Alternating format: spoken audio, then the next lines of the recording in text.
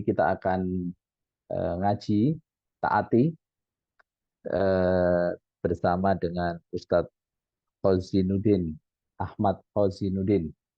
Beliau ini adalah seorang aktivis.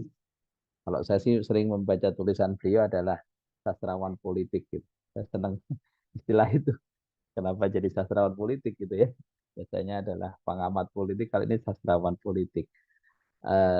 Tulisannya sangat bernas, bahkan kemudian saya katakan, boleh katakan adalah kritikan yang otentik gitu terhadap kondisi kebangsaan kita. Dan beliau juga saya kira kita tahu pernah jadi lawyernya untuk pengacara kasus Bambang Tri kalau tidak salah ya Tat ya. Bambang Tri di Benar-benar. Solo terkait dengan ijazah palsu yang kita tahu sampai hari ini tidak ada ketegasan dan kejelasan tentang status ijazah presiden kita ini.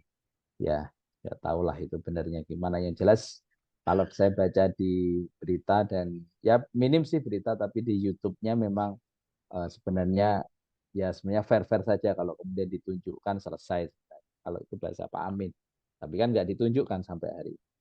Ya, saya kira itulah kondisi hukum kita bisa dilipat begitu saja, apalagi oleh kekuasaan. Jadi tentu menjadi satu catatan kita bersama. Pagi ini temanya adalah tentang standar kebenaran. Ini tema yang sangat menarik menurut saya, yaitu bagaimana kita bicara tentang standar kebenaran dalam perbuatan manusia. Kita tahu di beberapa hari ini berita sangat kencang dan Ustadz Ahmad Khozinuddin ini juga menjadi pengacaranya Pak Didi Mulyadi ya, yang Benar-benar. ya terkait dengan ujaran yang dikategorikan sebagai penista agama, yaitu guyonan, guyonan yang nggak lucu kalau bahasa saya, guyonan nggak lucu terkait dengan bacaan sholat, dan di mana kita tahu yang melakukan adalah seorang tokoh nasional, pimpinan partai politik, bahkan juga seorang menteri. Dan itu di acara yang sebenarnya acara formal, bukan acara kampanye apapun. Tapi ya sampai hari ini, nah ini yang menarik adalah tidak diterima atau tidak diberikan surat tanda terima terkait dengan laporan. Bahkan dipingpong kalau bahasa orang Jogjanya gitu ya. Nah ini tentu menjadi catatan kita bersama. Saya tidak tahu persis apakah itu juga terjadi untuk polda-polda lain di seluruh Indonesia ya, karena beberapa wilayah juga melaporkan hal yang sama terkait ini. Wallahu a'lam, saya tidak tahu. Mungkin nanti Ustadz Khozinuddin bisa mengupdate itu karena yang sangat paham tentang dunia hukum ya. Jadi setahu saya Pak, saya tadi pagi searching di Jogja juga ada apa namanya kelompok eh, santri apa namanya Ustadz Kampung ya melaporkan juga di Polda DIY. Saya tidak tahu apakah itu kemudian diterima. Karena beritanya sih sepertinya diterima, tapi kan itu berita ya. Yang kita tidak tahu detailnya bagaimana perlakuan terhadap kasus ini. Jadi saya kira ini tema yang menarik dan hot gitu. Insya Allah sangat menarik. Mungkin nanti kita akan beri waktu Ustadz Ahmad Khozinuddin ini akan memaparkan kira-kira 30 menit sampai 45 menit. Kemudian nanti kita akan buka sesi diskusi pendalaman dari seri kajian kita pada pagi hari ini. Mempersingkat waktu, kami persilahkan Ustadz Ahmad Khozinuddin untuk bisa menyampaikan tentang tema kajian kita pada pagi hari ini. Kami persilahkan, Tafadhol. Baik, terima kasih Ustadz Dwi Kuswantoro dan sahabat-sahabat yang lainnya yang hari ini alhamdulillah bisa hadir dalam acara hari ini. Bismillahirrahmanirrahim. Assalamualaikum warahmatullahi wabarakatuh. Alhamdulillahirabbil alamin.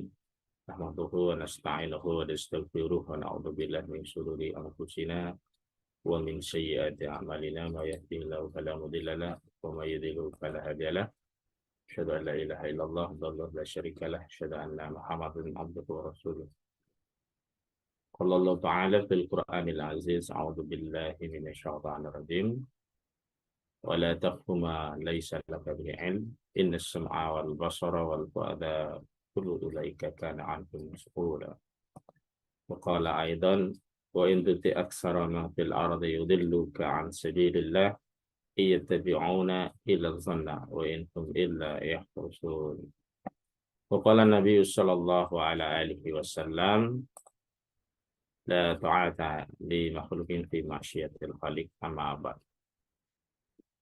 Sahabat-sahabat taati yang dirahmati oleh Allah Subhanahu wa taala, puji syukur kita panjatkan kehadirat Allah Subhanahu wa taala, Allah yang menciptakan alam semesta, Allah yang menciptakan kehidupan dan Allah pula yang menciptakan manusia.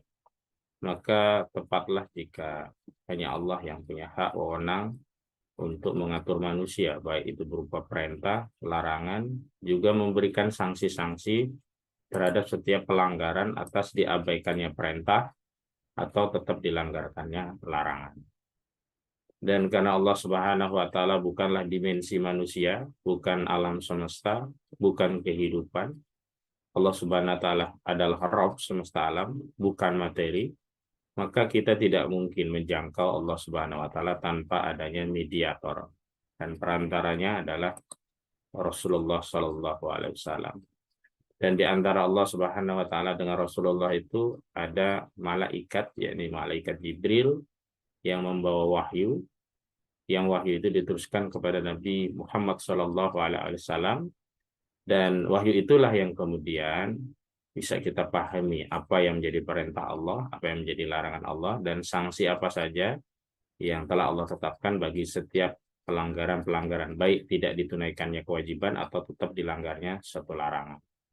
Dan Allah SWT juga sudah memberikan pilihan tentang perbuatan-perbuatan yang boleh dilakukan, boleh juga tidak dilakukan. Dan Allah juga telah memberikan satu perbuatan yang diutamakan untuk dilakukan dan perbuatan yang diutamakan untuk ditinggalkan. Karena itu, di dalam syariat agama kita yang mulia, sanksi itu hanya diterapkan kepada seseorang yang melanggar kewajiban dan melanggar yang haram. Kewajiban yang tidak dijalankan baru diberikan sanksi, keharaman yang tetap dilanggar baru bisa diberikan sanksi. Adapun kegiatan-kegiatan, perbuatan, perkataan yang masuk kategori mubah, termasuk sunnah, termasuk makruh, jika dilakukan atau tidak dilakukan, maka tidak boleh diberikan sanksi. Seseorang yang melakukan hal yang makruh itu tidak boleh dicela, karena sesuatu yang makruh itu masuk kategori mubah. Sesuatu yang tidak menjalankan sunnah juga tidak boleh dicela, karena sunnah itu kalau ditinggalkan juga tidak mengapa. Jadi standar utama terkait sanksi itu adalah ketika kewajiban tidak ditunaikan dan ketika keharaman itu dilanggar. Nah, hari ini kita akan bahas tentang ta'rif atau terminologi atau definisi tentang kebenaran. Sebab kalau kita tidak mendefinisikan kebenaran itu, kita akan terombang-ambing seperti buih di lautan. Kita tidak punya parameter atau ukuran atau suatu kaidah untuk menentukan apakah suatu tindakan, baik itu perbuatan maupun perkataan, itu adalah satu kebenaran yang kita harus lakukan, kita harus dukung, kita harus membela, atau sebaliknya, satu tindakan itu sebenarnya satu tindakan yang keliru, bahkan tercela, maksiat, bahkan bisa berkonsekuensi kepada rusaknya akidah Islam. Nah, ini yang kemudian harus kita ingatkan, kita muhasabahi, kita berikan koreksi. Bahkan dalam konteks pelanggaran itu suatu keharaman sudah dibuktikan melalui sebuah proses al-qadha, peradilan, maka ya harus diberikan sanksi. Nah, hari ini kebanyakan manusia itu keliru mendefinisikan kebenaran. Rata-rata kebenaran itu dikembalikan kepada hawa nafsu, bukan kepada wahyu. Ada kalanya kebenaran itu dikembalikan kepada kecenderungan jiwa manusia pada sesuatu. Misalnya, kebenaran itu disamakan dengan selera. Seseorang yang kemudian tidak makan makanan, maka dia akan memilih menetapkan makanan apa yang akan dia makan sesuai dengan seleranya. Jika menurutnya makanan itu enak, sedap, dia makan. Jika menurutnya makanan itu tidak enak, tidak sedap, dia buang. Meskipun ada sesuatu yang bergizi, punya nilai yang bagus, tapi kadang-kadang dia tidak mengkonsumsi itu karena kecenderungannya hanya pada nafsunya. Dan pada kondisi tertentu ternyata obat-obatan yang sebenarnya pahit sebenarnya dibutuhkan bagi jiwanya, bagi badannya untuk menyembuhkan penyakitnya. Tetapi karena standarnya adalah enak tidak enak, maka dia hanya memakan yang enak dan kemudian meninggalkan yang tidak enak.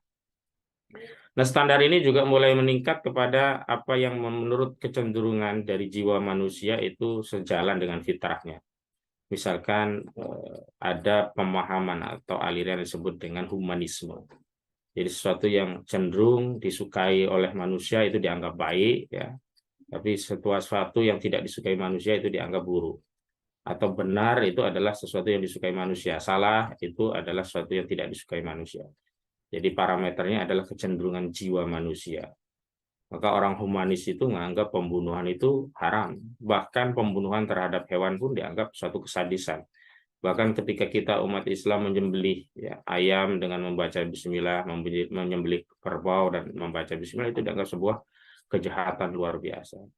Karena mereka sudah simpulkan bahwa menurut mereka membunuh dalam segala bentuknya itu bertentangan dengan jiwa manusia.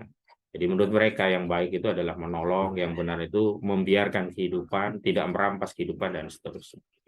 Ini adalah standar yang baliknya juga kepada hawa nafsu, karena kecenderungan jiwa manusia itu juga hanya mengikuti nafsunya. Nah, sementara kita umat Islam telah punya definisi yang baku, telah punya parameter yang baku. Ya, ini definisi kebenaran adalah apa yang dinyatakan oleh Allah Subhanahu wa taala sebagai kebenaran. Definisi kesalahan adalah sesuatu yang memang Allah katakan itu salah. Jadi parameternya Allah. Nah, bagaimana kita akan bisa menyimpulkan bahwa suatu perkataan atau perbuatan itu salah atau benar? Atau di dalam kaidah fikih itu ada bahasan tentang al-khair wa syar, ya, apa yang baik, apa yang buruk, apa yang shawab, apa yang benar, apa yang salah, apa yang khilaf, apa yang terpuji, apa yang tercela, apa yang berpahala, apa yang berdosa. Nah, bahasan tentang ini sebenarnya bahasan yang di luar jangkauan dimensi akal manusia, karena dia bukan bagian dari manusia, bukan bagian dari kehidupan, bukan bagian dari alam semesta, atau sederhananya bahasan tentang baik buruk, benar salah, terpuji tercela, pahala dan dosa itu bukan materi. Maka kita tidak bisa menggunakan parameter materi. Celakanya di dalam sistem kehidupan yang sekuler hari ini justru segala hal itu diukur berdasarkan materi. Di antaranya adalah pragmatisme dijadikan sandaran untuk menilai sesuatu itu benar atau tidak. Jadi kalau sesuatu itu maslahat, nyenengin nafsunya, sejalan dengan pikiran akalnya, itu dianggap benar. Tapi kalau sesuatu itu tidak maslahat, bertentangan dengan dirinya, meskipun syariat memerintahkan, itu dianggap tidak benar. Nah, yang paling celaka lagi di dalam sistem sekuler ini juga orang menganggap bahwa yang benar itu adalah apa yang umumnya atau mayoritas manusia katakan sebagai kebenaran. Jadi ketika mayoritas manusia mengatakan itu benar, dianggap benar. Ketika mayoritas manusia itu mencela, dianggap salah. Dan ini sudah diingatkan di dalam Al-Quran, di dalam surah Al-An'am ayat 116, Allah Subhanahu wa taala berfirman, A'udzubillahi minasyaitonirrajim. Wa in tuti aksara man fil ardi yudilluka an sabilillah yattabi'una illa dhanna wa in hum illa yakhrusun. Jadi, dan jika kamu mengikuti kebanyakan manusia di bumi, niscaya mereka akan menyesatkanmu dari jalan Allah. Yang mereka ikuti hanyalah persangkaan belaka dan mereka hanyalah membuat kebohongan. Nah, ini juga ditegaskan dalam surah Al-Fatihah, di mana para ulama sudah menjelaskan siapa yang dimaksud dengan ad-dhal dan siapa yang dimaksud orang yang sesat dan siapa orang yang dimurkai. Nah, orang-orang Nasrani itu termasuk orang yang disesatkan karena dia mengikuti perkataan orang Yahudi yang menyatakan bahwa Isa itu disalib. Padahal orang-orang Nasrani tidak melihat langsung ya, Nabi Isa itu disalib. Mereka hanya berdasarkan persangkaan saja. Nah, tidak bisa kita kemudian menetapkan kebenaran itu berdasarkan persangkaan atau umumnya manusia mengatakan itu benar atau lagi viral jadi benar. Tidak. Jadi kita harus kembalikan kepada Allah, apa yang menurut Allah benar. Nah, karena kita tidak langsung bisa berkomunikasi dengan Allah, karena Allah itu di luar dimensi materi, bukan manusia, bukan alam semesta, bukan kehidupan, maka kita membutuhkan ya sarana untuk menjangkau apa yang Allah katakan benar dan apa yang Allah katakan salah. Dan Nabi kita lah yang kemudian membawa wahyu dari Allah itu sebagai parameter untuk menilai apakah sesuatu itu benar atau salah. Dan dalam Islam untuk menilai sesuatu itu benar, salah, dan seterusnya itu harus merujuk kepada dalil. Nah, apa yang dimaksud dalil? Tidak ada dalil kecuali Al-Quran dan As-Sunnah. Memang kemudian dari Al-Quran dan As-Sunnah ini bisa dirujuk dua dalil lain, yakni ijma' sahabat dan qiyas. Kenapa ijma' juga dijadikan dalil? Ijma'nya khususnya adalah ijma' sahabat. Karena para sahabat ini adalah generasi yang Allah ridha kepada mereka dan mereka pun ridha kepada Allah. Itu sudah ditegaskan dalam Al-Quran. Maka generasi sahabat itu satu-satunya generasi yang mendapat gelar radhiyallahu anhu, ya, yang diridhoi oleh Allah Subhanahu wa taala. Maka mustahil para sahabat itu kalau sudah ijma' bersepakat itu maksiat atau itu keliru, mustahil. Tapi kalau sahabat itu berpendapat, nah, itu tidak jadi dalil. Kalau pendapat sahabat itu hanya sekedar fatwa atau ijtihad yang boleh kita ambil jika kita melihat ada kerojihan atau kuatnya dalil dari pandangan sahabat tadi, ya. Tapi kalau kita melihat ada pandangan atau dalil yang lain yang lebih kuat, ya kita boleh meninggalkan pendapat sahabat.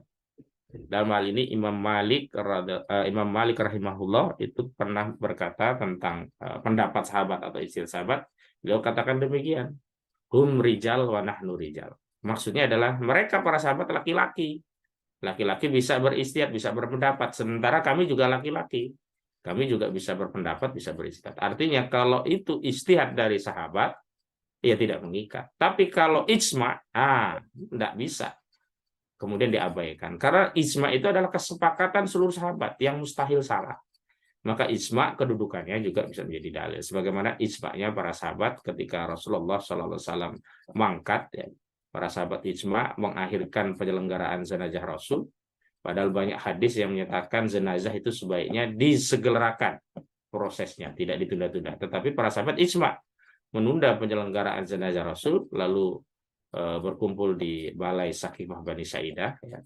Kemudian di sana para sahabat bermusyawarah untuk menentukan kepemimpinan politik pasca mangkatnya Nabi dan kemudian sepakat untuk membaiat Abu Bakar As-Siddiq untuk meneruskan kekuasaan Islam. Nah, pembaiatan Abu Bakar ini adalah ijma sahabat, tidak bisa diingkari.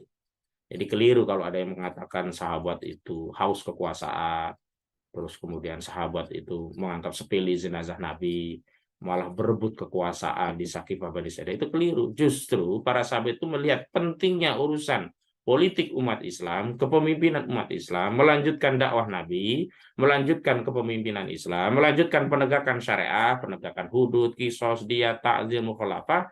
Maka ya kewajiban mengangkat seorang pemimpin itu lebih utama ketimbang penyelenggaraan jenazah, hatta itu jenazahnya Nabi Shallallahu Alaihi Wasallam. Sehingga ijma itu justru menjadi dalil tentang urgensi, ya, menegakkan kepemimpinan Islam untuk melanjutkan penegakan syariat. Nah, ini jangan dibalik, kemudian malah menfitnah sahabat. Sahabat dianggap kemudian tidak menghormati jenazah Nabi, meninggalkan Ali, hanya Ali yang menunggu jenazah Nabi. Keliru. Gitu. Bahkan setelah Abu Bakar dibayat pun Ali ya berkumpul di Sakifah Bani Saidah berebut untuk menjangkau tangan Abu Bakar untuk memberikan bayat, tanda Ali juga kemudian mentaati khalifah pertama kaum muslimin. Ini contoh ijma sahabat.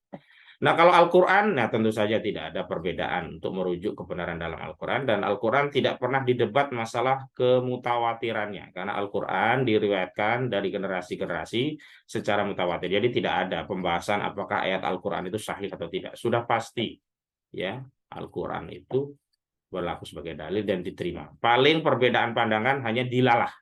Dilalah itu penunjukan, ya. Karena di dalam Al-Quran itu ada makna-makna yang sifatnya pasti, ada yang sifatnya masih dhoni, ada makna-makna yang sifatnya mustarok atau bermakna ganda. Misalnya ketika bicara salasa kuru, ya 3 kali kuru, itu kan kemudian ada pandangan yang berbeda tentang pemaknaan. Ada yang menganggap 3 kali suci, ada 3 kali apa haid, yaitu perbedaan saja. Tapi Al-Qur'annya sendiri sudah pasti benar, dan itu bisa menjadi rujukan. Ketika Al-Qur'an mengatakan ya, riba, Allah menghalalkan jual beli dan mengharamkan riba, itu sudah menjadi standar kebenaran bahwa riba itu keliru, haram. Meskipun sekarang hari ini seluruh manusia, seluruh sistem perbankan, seluruh penduduk bumi mengamalkan amalan riba. Tetapi cukup satu ayat Al-Quran di Al-Baqarah yang menyatakan wa halal bai'a wa harrama riba, maka yang benar itu adalah orang yang tidak mengambil riba. Yang keliru siapa? Yang salah siapa? Orang yang tetap makan riba. Padahal sudah ditegaskan dalam Al-Quran. Meskipun seluruh penduduk bumi ya mayoritasnya mengambil riba. Ini sederhana. Kemudian di dalam As-Sunnah juga itu menjadi sumber primer kedua setelah Al-Quran. Di dalam As-Sunnah itu adalah segala apa-apa yang dinisbatkan kepada Nabi Shallallahu Alaihi Wasallam, baik perbuatan, perkataan, bahkan diamnya Nabi atau takrir Nabi, tanda persetujuan kepada afalnya para sahabat, dan itu berlaku sebagai dalil. Di antaranya kalau ketika kita menjadikan Nabi itu sebagai dalil, misalkan Nabi Shallallahu Alaihi Wasallam pernah bersabda, tadi saya juga sudah kutip dalam mukadimah, la ta'ata li makhlukin fi maksiatil khaliq. Jadi kita tidak ada ketaatan kepada makhluk, siapapun makhluk itu, baik dia rakyat jelata maupun penguasa, baik dia orang gelandangan maupun ketua partai politik, baik dia seorang rakyat jelata ataupun menteri, kalau sudah maksiat, jadi tidak ada ketaatan. Jadi nggak boleh kita itu membela, membabi buta. Karena nanti di akhirat, orang-orang yang kita bela itu tidak akan bela kita, kita sibuk sendiri-sendiri. Maka dalil pembelaan kita hanya bisa merujuk pada Al-Quran, As-Sunnah, serta apa yang ditunjuk oleh keduanya tadi. Nggak bisa nanti di akhirat. Kenapa kamu makan riba? Loh, seorang di kampung saya semuanya begitu, ya Allah. Kenapa kamu apa namanya menistakan sholat? Oh, itu dinistakan oleh tokoh besar di kami, ya Allah. Dan biasa, nggak ada sanksi. Mereka malah menganggap itu biasa, guyonan. Malah beberapa ulama ikut membenarkan itu. Nggak bisa, itu di akhirat nggak bisa dijadikan argumentasi. Hal-hal seperti itu sangat esensial di dalam Islam. Dan karena itu, kalau dalihnya tidak tahu, di dalam Islam setiap ya orang yang sudah mukallaf itu sudah dibebani tanggung jawab hukum. Kalau salah sudah dicatat dosa. Siapa itu mukallaf? Ya ini setiap orang yang sudah balik. Kalau laki-laki ditandai dengan mimpi basah, kalau perempuan ditandai dengan haid. Nah, sejak laki-laki mimpi basah, sejak saat itu dia sudah dicatat amalnya. Kalau salah dicatat dosa, kalau benar dicatat pahala. Nggak bisa berdalih nggak tahu. Nah, makanya kalau belum tahu, cari ilmunya dulu. Jangan ngomong, baru cari ilmunya. Jangan bertindak, baru, oh ternyata salah ya. Mau minta maaf, lidahnya keluh. Padahal dia ngakui salah. Mau minta maaf, takut ya mempengaruhi elektabilitas. Jadi substansinya menjadi politik, bukan lagi agama. Padahal ketika kita menghadap Allah Subhanahu wa Ta'ala kala di akhirat, nggak ada itu politik-politik di bawah. Nggak ada capres-capres yang akan bela kita. Dan nggak berguna argumentasinya membela capres. Maka tadi di dalam Al-Fakir, dalam pengantar juga sudah mengutip ayat Al-Quran tentang pentingnya kita tahu ilmunya sebelum kita bertindak. Pentingnya kita tahu ilmunya sebelum kita berkata-kata. Ya, di dalam Al-Quran ditegaskan di surah Al-Isra ayat 36, Allah Subhanahu wa Ta'ala berfirman, tadi kami sudah kutip dalam mukadimah, wala takfu ma laisa laka bi'ilm inna sam'a wal basara wal fu'ada kullu ulaika ana anhum mas'ul. Dan janganlah kamu mengikuti sesuatu yang tidak kamu ketahui, ya. Karena pendengaran, penglihatan dan hati itu semuanya akan dimintai pertanggungjawaban oleh Allah Subhanahu wa Ta'ala. Kalau istilah di dalam pendidikan itu ilmu baru amal gitu. Makanya syarat ya amal diterima itu yang pertama shawab, yang kedua ya tujuannya hanya mencari ridha Allah. Dua syarat itu tidak terpenuhi salah satu ya nggak diterima amal. Dia sudah benar tapi niatnya bukan karena cari ridha Allah, cari ridha manusia, cari ridha capres, cari ridha masyarakat, cari ridha elektabilitas, ya itu nggak diterima amal yang seperti itu motifnya. Yang kedua, dia beramal. Oh, udah niatnya untuk Allah Subhanahu wa Ta'ala. Dia sholat subuh 5 rakaat. Kenapa? Karena saya sangat cinta kepada Allah. Kalau 2 rakaat kayaknya kurang gitu. Dia bikin subuh 5 rakaat. Ditolak juga karena nggak bener. Gitu. Jadi harus benar dan harus ikhlas. Dan untuk mengetahui kebenaran, ada ilmunya, harus merujuk kepada dalil. Dan untuk itu harus belajar. Nah, mudah-mudahan kajian-kajian seperti saat ini memperkaya khasanah keilmuan kita agar kita bisa beramal benar. Dan kembali lagi kita diingatkan agar beramal juga dengan ikhlas. Ikhlas itu bukan berarti tanpa pamrih. Ikhlas itu pamrih.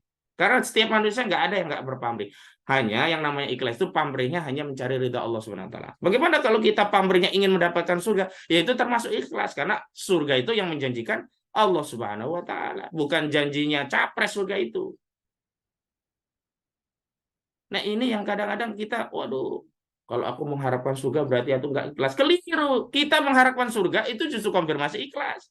Karena yang menjanjikan surga itu Allah Subhanahu wa taala, bukan jadi capres. Nah, kalau kita beramal ya, pamrihnya biar jadi menteri, biar jadi anggota DPR, biar jadi misalkan kalau di tim sukses itu biar jadi apa BUMD itu jadi komisaris, bismillah komisaris misalkan begitu, ya itu tertolak amal. Meskipun secara zahir amalnya bagus, dakwahnya bagus, sedekahnya bagus, tapi motifnya adalah untuk bismillah agar jadi komisaris, tertolak.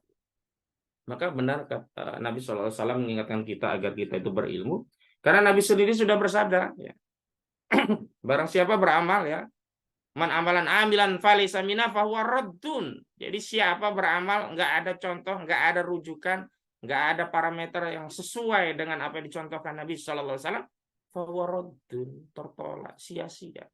Coba bayangkan Bapak Ibu sekalian, kita udah capek-capek beramal, kita menganggap itu sebuah kebenaran, kebajikan, bahkan kita menganggap itu berpahala dan akan membawa kita ke surga, kok ternyata keliru, tertolak. Nah, ini kan bahaya sekali. Nah, kembali tadi ada kutipan yang sebenarnya ini bisa menjadi kita jadikan ibroh pada kasus penodaan sholat. Itu dengan pendekatan apapun, dalih apapun salah. Kalau dikatakan itu candaan, justru keliru, itu mengkonfirmasi, melecehkan agama Allah. Masa sholat buat canda-candaan? Kalau dianggap serius, itu juga kebohongan. Mana ada orang sholat dengan 2 jari tahiyatnya.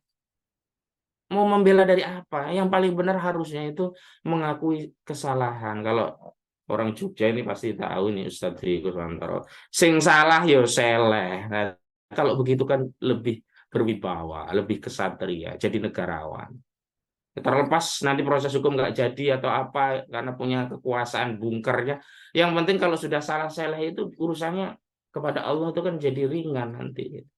Lo urusan pilpres itu cuma 5 tahunan loh. Ini urusan pilpres itu juga nanti sampai 2024. Kalau nanti yang jadi presiden siapa gitu, ya udah rubah semua itu konstelasi politik.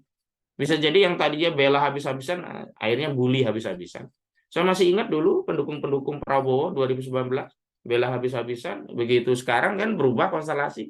Rugi sekali kalau kita membabi buta membela capres hanya karena ingin elektabilitas capresnya naik, sampai-sampai ya melanggar hak-hak agama tadi, sampai-sampai bikin guyonan yang nggak pada tempatnya, sholat dibuat mainan.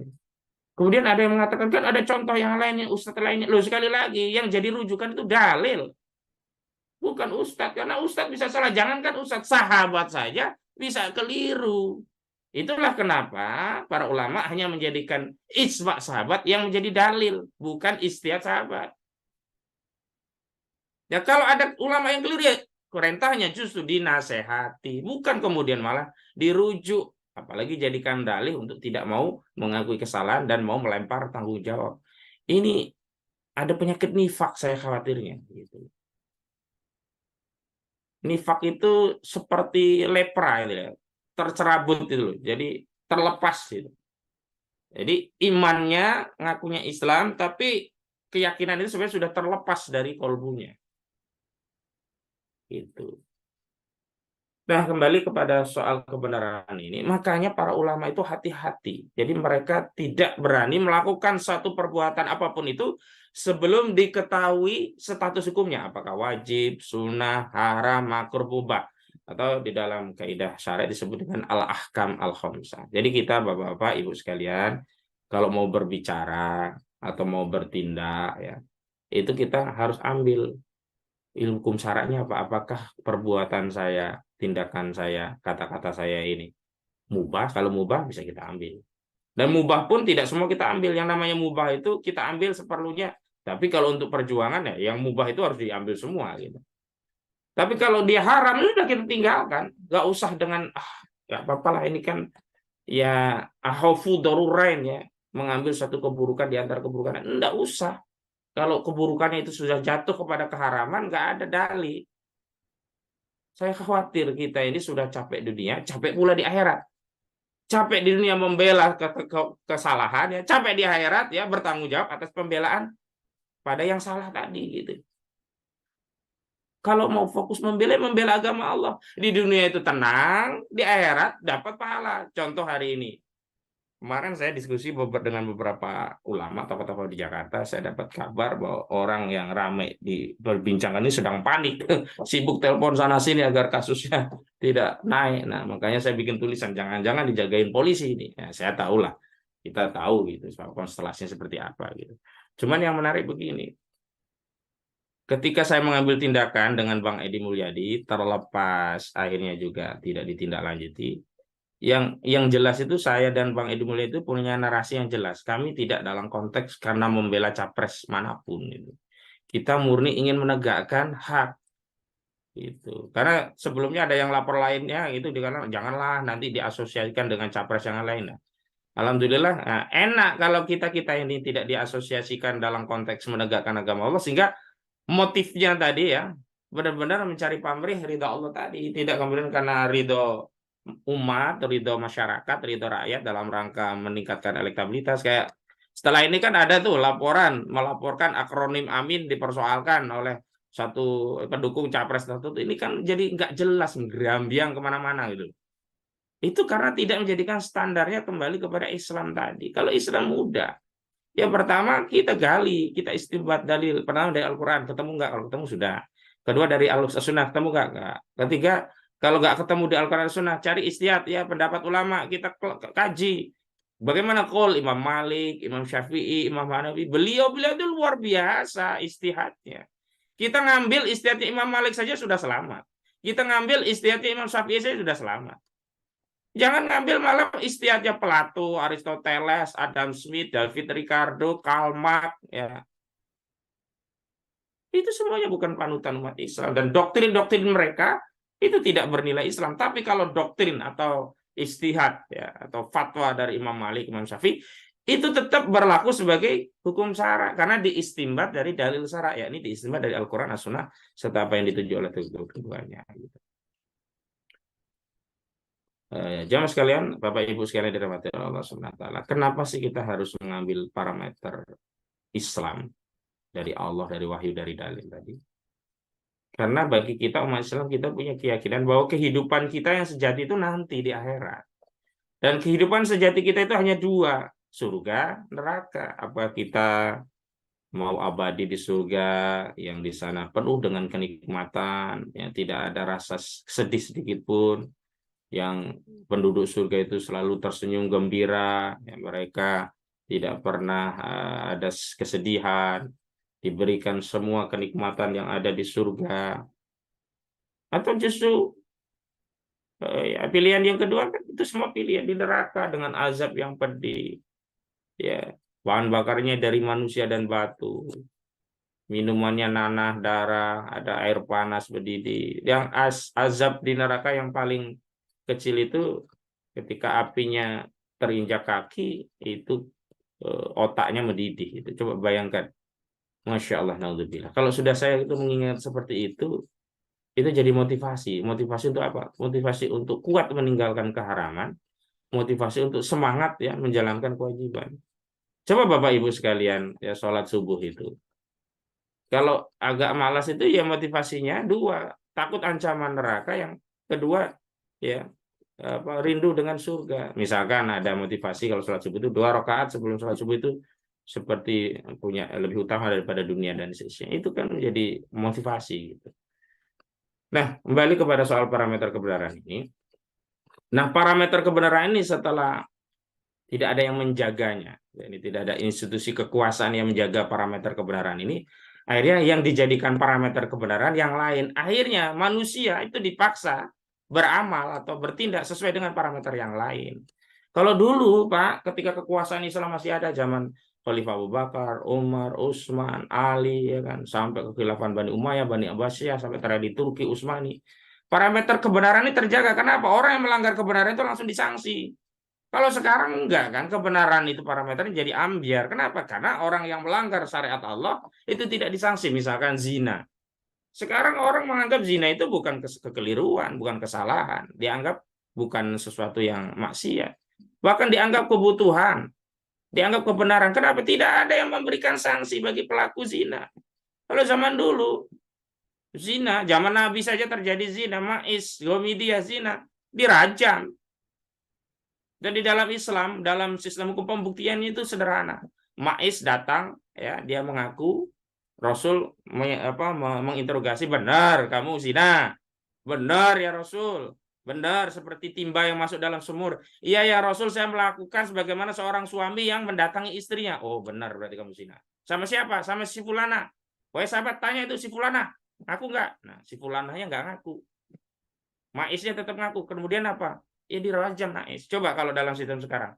Itu bisa bebas Maiz karena nggak punya dua alat bukti, hanya pengakuan, nggak bernilai.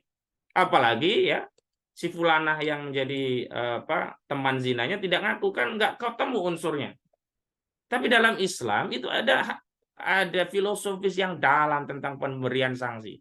Yang pertama jawabir, yang kedua jawazir. Jawabir itu untuk menebus dosa orang melakukan maksiat di dunia. Sehingga Ma'is ini ketika sudah dirajam dikabarkan bahwa dia sudah terbang bersama bidadari di surga. Kenapa? Dosa zinanya sudah ditebus dengan sanksi yang diterapkan di dunia. Kalau hari ini berapa banyak orang berzina dan berapa banyak kemudian mereka nanti mampir di neraka ya. Karena kalau akidah Islam, sepanjang dia akidah Islam, suatu saat juga akan diangkat Allah. Tapi jangan dianggap di neraka itu sebentar dan azabnya dianggap sepele. Makanya dulu ya banyak orang berlomba-lomba datang ke pengadilan untuk dibersihkan karena ingin menebus dosa. Kalau sekarang datang ke polisi bukan dibersihkan tapi malah ditambah bebannya itu. Bukannya ditegakkan keadilan, sudahlah sanksinya tidak akan menebus dosa karena sanksi yang diberikan berdasarkan Al-Qur'an ya. Yang kedua, ya tidak mencegah. Nah, filosofi yang kedua itu adalah jawajir, mencegah agar masyarakat yang lain tidak melakukan hal yang sama karena sudah ada sanksi. Jangan zinalah, nanti dirajam. Dan proses pelaksanaan rajam hadnya itu kan harus terbuka di hadapan publik. Seperti orang minum khamr itu pelaksanaannya harus terbuka. Kalau dia dicambuk di dalam ruangan, enggak, itu ada ilat. Belum diulangi lagi harus di depan alun-alun. Biar orang semuanya enggak minum khamr. Tuh, lihat tuh, yang minum khamr dicambuk. Hari ini inilah standar kebenaran itu menjadi ambyar karena penerapan syariat itu tidak ada sehingga ya terbengkalailah syariat ini. Syariat ini menjadi bahkan jadi olok-olok, jadi candaan tadi. Itu kan karena tidak ada yang memberikan sanksi gitu loh. Oh, kalau sekali saja ada yang disangsikan orang jadi teringat, oh nggak benar itu. Nah, kemarin saya dan Bang Abdul serta kawan-kawan yang lain ternyata ada banyak itu dari kelompok API, ya, Advokat Persaudaraan Islam yang dulu dari EPI ya. Itu juga dipingpong dari hari Kamis sampai Jumat itu. Filosofis kita niatnya itu adalah juga untuk mencegah agar masyarakat lainnya tahu ini pelanggaran sehingga tidak menganggap sepele sholat. Bukan malah melegitimasi dengan mengatakan nggak apa-apa itu masa sepele. Itu saya katakan kepada orang-orang ikut membenarkan, membela. Nanti di akhirat mereka punya tanggung jawab. Di dunia mereka bisa hahaha, di akhirat nanti mereka akan menyesal. Ngapain saya belain yang olok-olok sholat gitu. Loh, nanti di akhirat nggak ada itu yang bela. Semua sibuk dengan diri sendiri. Kita nanti bapak-bapak, ibu-ibu sekalian yang di sini, nggak ada kita yang peduli satu dengan yang lainnya di antara kita. Istri nggak peduli sama suami, suami nggak peduli sama anak, anak nggak peduli sama bapaknya. Kita dia umil hisab, nanti sibuk dengan urusan kita sendiri. Berat sekali, makanya kita harus banyak bersolawat agar apa kita mendapatkan syafaatnya Nabi SAW. Allahumma sholli ala Muhammad wa ala Muhammad. Allahumma sholli alaihi. Kenapa? Kalau kita ngandalkan amal kita sendiri banyak bolongnya gitu. Makanya Nabi memerintahkan kita paling enggak kita punya kainnya. Gimana Nabi mau nambal kalau kita enggak ada kainnya? Minimal sudah ada kainnya. Dan ikhtiar kita dakwah amar ma'ruf nahi mungkar itu bukan karena kebencian ya. Bukan, tapi kita karena kasih sayang kita ya. Ruhama ubainahum ya. Kita kasih sayang sama muslim. Nah, Ada anak ini saya kasih analogi Pak ya, main di jalan ya, mau ketabrak, kemudian bapaknya langsung menarik dan mendorongnya dengan keras agar lari, agar terselamatkan dari tabrakan itu. Ya. Tarikan dan dorongan yang keras itu bukan berarti membenci anak, itu kasih sayang orang tua, menjaga agar jangan sampai ketabrak gitu. Dan ketika ada orang menistakan ya sholat, baik dengan bacaannya dan juga dengan gerakannya, dengan gerakan yang tidak pernah diajarkan oleh umat agama Islam dan tidak pernah disampaikan oleh ulama mazhab apapun begitu. Itu kita karena ingin kasih sayang kita kepada orang itu dan kepada umat. Nah, tapi kalau orang kemudian ikut membela, membiarkan, nah, khawatir nanti banyak lagi orang-orang lain yang melakukan hal sama.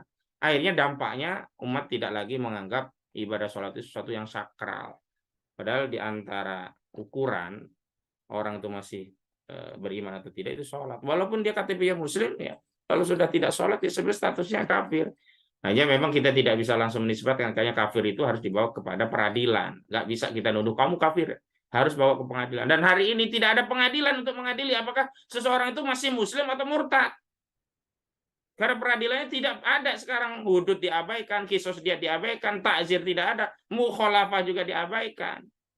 Nah ini makanya sahabat-sahabat taati perjuangan kita semua bagaimana kita memperjuangkan kembali kebenaran standar agama Allah ini agar selamat semua. Kita tidak ingin selamat sendirian, kita ingin menyelamatkan umat ini. Tapi ketika kita berjuang menyelamatkan umat ini, motifnya juga untuk diri kita. Kita ingin selamat diri kita. Misalkan pada kasus penistaan sholat, loh saya tidak sedang menyelamatkan orang itu saja, tapi saya menyelamatkan diri saya sendiri. Kalau saya nanti di akhirat ditanya oleh Allah Subhanahu wa taala, apa yang kau lakukan tentang adanya kemungkaran? Sebagaimana hadis Nabi sallallahu alaihi wasallam mengatakan, "Man ra'a minkum mungkaran, falyughayyirhu bi yadihi, fa illam yastati' fa bi lisanihi, fa illam yastati' fa bi qalbihi, fa dzalika ataqul iman." Jadi kita sudah mengambil peran dakwah amar ma'ruf nahi munkar dan itu cukuplah untuk melepaskan tanggung jawab di akhirat. Karena kalau kita diam terhadap kemaksiatan, ya memang masih bisa ditafsirkan kita tidak ridho, tapi itu imannya orang yang lemah. Tapi umumnya orang yang diam kepada maksiat, kemaksiatan berarti menyetujui kemaksiatan itu, melegitimasi kemaksiatan itu, dan itu juga akan dimintai pertanggungjawaban. Apalagi terang-terangan membela kemaksiatan. Naudzubillah.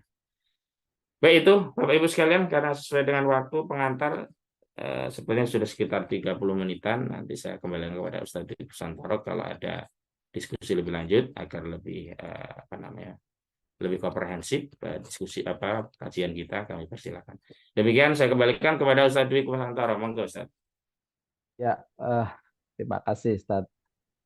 Luar biasa saya kira ngaji kita ini secara substansi, secara eh, filosofi dan pemahaman-pemahaman dasar saya kira teologis terkait dengan konsep-konsep kebenaran dalam konsep Islam.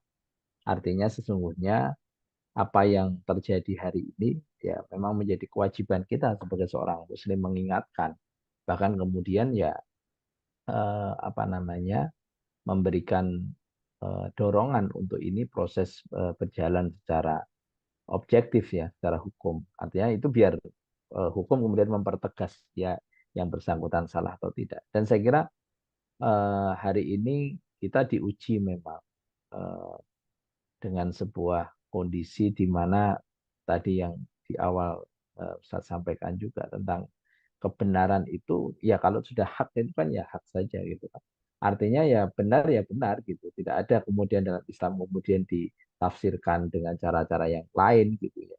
Dan tentu ini menjadi sebuah catatan kita bersama kalau kemudian narasi ya apapun ya karena ini sudah menjadi kita menjadi manusia global ngomong di satu media sosial apapun gitu ya, itu berarti kita sudah ngomong dengan dunia global dan itu semua sudah bisa menilai sebagai sebuah kebenaran atau bahkan kemudian itu sebuah sebuah kesalahan. Gitu. Dan saya kira tadi menarik ya tentang landasan teologis tentang bagaimana Islam memandang sebuah nilai kebenaran itu ya memang kita sebagai seorang Muslim berkewajiban menegakkan. Dan tadi menyampaikan juga terkait ini persoalan kasus sholat ini adalah kasus yang ya menjadi salah satu apa namanya wajib kifayah kita gitu. Kalau tidak ada yang siapapun yang melakukan, tidak ada yang mau menggerakkan, maka sesungguhnya kita akan secara kolektif kita akan berusaha bersama-sama. Tentu kita harus mengucapkan terima kasih ke Ustadz Fosinuddin dan eh, Pak Deddy Mulyadi yang telah menginisiasi ini gitu ya. Terlepas persoalan politik itu hal yang berbeda, tetapi itu adalah fakta ya, faktual karena memang secara rekam digital kita sudah bisa lihat semuanya ya tanpa dimanipulasi apapun karena sekarang sudah kita menjadi manusia digital gitu. Dan ya tentu monggo ini teman-teman nanti kita bisa perdalam diskusi kita tentang landasan tentang nilai-nilai kebenaran kaidah Islam dan juga tentu nanti juga dalam konteks praktek-praktek hari ini. Dan ini alhamdulillah Mas Hanafi juga sudah bergabung. Berarti sudah fit kembali nih Mas Han. Karena tadi malam agak demam. Alhamdulillah ini sudah sehat, kelihatannya sudah seger ya. Alhamdulillah. Kami persilakan teman-teman untuk bisa mengeksplorasi diskusi kita. Silakan nanti yang akan menyampaikan bisa resign atau memang kalau tidak ingin menyampaikan resign bisa di chat room juga dipersilakan. Wah, ini sudah 2 orang ini dari Jogja semua ini. Pak Hanafi kemudian Pak Argo. Ya, ya oke. Jadi memang kadang-kadang kuoso itu gendong lali gitu kalau orang Jawa bilang ya. Kekuasaan itu bisa melupakan semua bahkan nilai-nilai kebenaran bisa terlupakan. Oke, 2 orang kita mulai dulu ya, karena yang resen Mas Hanafi, Pak Argo nanti dulu ya. Oke, monggo Pak Han, Mas Han, dipersilakan. Ya, Assalamualaikum Ustadz Hazinuddin. Waalaikumsalam warahmatullahi wabarakatuh. Ya, tadi Alhamdulillah bisa menyimak dari awal sampai akhir materi yang disampaikan oleh Ustadz Hazinuddin tadi itu.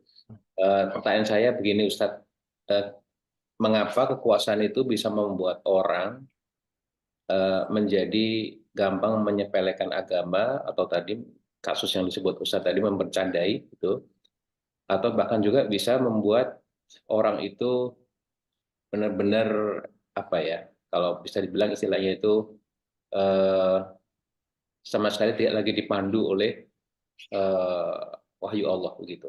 Padahal sehari-harinya sholat wajib di masjid itu di awal waktu itu, sedekah juga banyak, zakat ya tunaikan dengan sebaik-baiknya.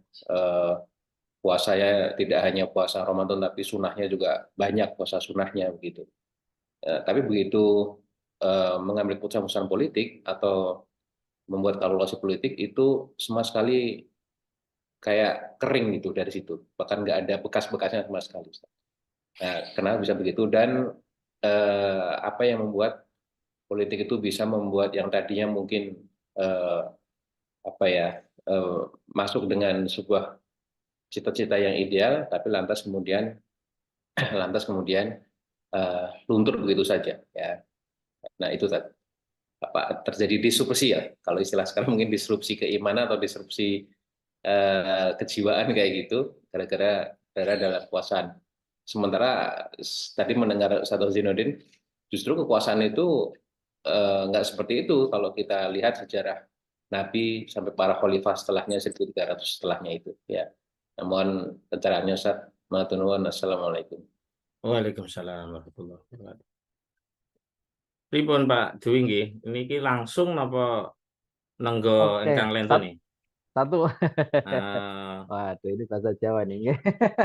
Teman-teman ada yang dari anu nanti roaming, Pak. Oh ya ya ya. Nggih, Apa nggih, nanti satu-satu atau ya. kita tunggu pertanyaan berikutnya? Oke, mungkin atau 2 orang dulu ya, biar nanti Anda sudah resen 2 orang ya, Pak Arga sama Pak Argo. Nanti Iya, dipersilakan Pak Mohon Argo. izin Ustadz Dwi, mohon izin saya 1-3. Sebentar. Oh ya 3, nanti yang ketiga nanti ya Pak Nur ya. Karena Siap, belum resen Pak. Nanti dari Pak Argo dulu. Silakan. Ya. Assalamualaikum warahmatullahi wabarakatuh. Waalaikumsalam Waalaikumsalam. warahmatullahi wabarakatuh. Luar biasa. Meskipun saya agak telat karena tadi ada keperluan, saya mohon maaf kalau apa yang saya tanyakan ini mungkin sudah sempat disinggung.